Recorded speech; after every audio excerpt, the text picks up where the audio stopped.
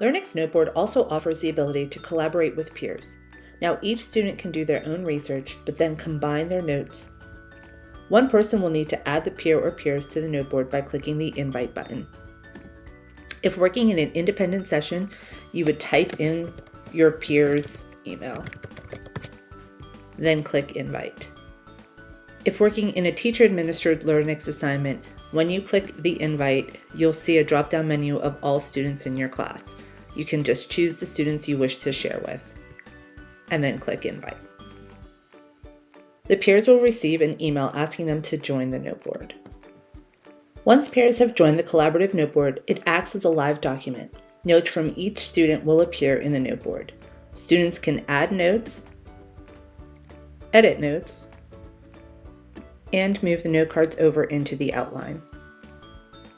You'll notice each student that's part of the noteboard will appear up at the top with their own designated colors. When you click on the note, at the top you'll see the author's name. I can also sort by each peer by unchecking or bringing them back.